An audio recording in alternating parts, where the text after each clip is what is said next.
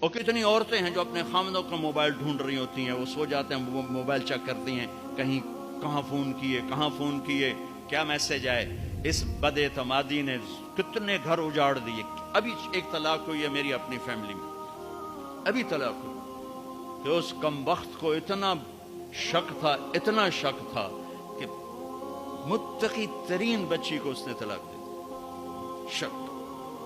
تو نکاح کا تیسرا مطلب ہے اعتماد، اور خاص مرد کا عورت پہ ایسا اعتماد کہ ایک جان ہو جائے، شاخوں کا آپس میں یوں جڑ کے ایک چھت بنا دینا کہ وہ یک جان ہو جائیں، دو زندگیوں کا یوں جڑنا کہ ایک جان ہو کے چھت بنے، چھاؤں بنے، اور اس میں اگلی نسل پروان چڑھے اور پیدا ہو۔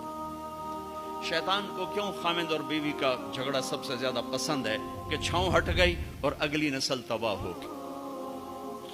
شیطان روزانہ کچہری لگاتا ہے، پوچھتا ہے آج کیا کیا، کوئی کچھ کہتا ہے، کوئی کچھ کہتا ہے، سب کو ٹھنڈا جواب دیتا ہے، ٹھیک۔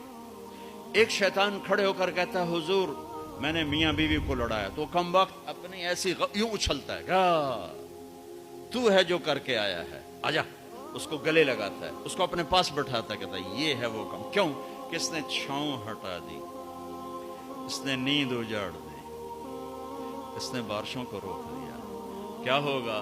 زمین بنجر، نیندیں برباد، اعتماد ختم، نسل برباد۔ کیوں طلاق کو سب سے زیادہ بدترین حلال کہا گیا؟ کیوں میرے نبی نے فرمایا علی طلاق سے بچنا، یا ایھا النبی اذا طلقتم النساء، یہ کیا ہے؟ یا ایھا الذین آمنوا اذا طلقتم النساء ہونا چاہیے، اے ایمان والو جب تم طلاق دو۔ دیکھو ماشاءاللہ سب طلبہ علماء بیٹھے ہو، یا ایھا الذین آمنوا اذا طلقتم النساء جوڑ لگتا ہے، اے ایمان والو جب طلاق دینے لگو۔ اللہ کہہ رہا ہے یا ایھا النبی، اے میرے نبی، اذا طلقتم النساء جب تم لوگ بیویوں کو طلاق دینے لگو۔ اس کا جوڑ کیا ہے؟ خطاب اپنے حبیب سے اور امر امت کو ہے۔ ارے میرے بھائیو، اللہ نہیں چاہتا کہ طلاق ہو، اللہ اپنے نبی کو سفارشی بنا کے لا رہا ہے کہ اس کا خیال کرو، طلاق نہ دو، اگر دینی ہے تو پھر یہ طریقہ ہے۔ اللہ اپنے نبی کو بیچ میں لا رہا ہے کہ بچو اس سے، بچو اس سے۔ امام غزالی کی روایت ہے کہ جس کی بیوی بدتمیز اور اس نے صبر کیا، جس کی بیوی بدتمیز اور اس نے صبر کیا، تو اسے وہ اجر ملے گا جو نوح علیہ السلام اور لوط علیہ السلام کو ملا۔ جس کا خامد بدتمیز اور اس کی بیوی نے صبر کیا، تو اسے وہ اجر ملے گا جو حضرت آسیہ کو فرعون کی زوجیت میں ملا۔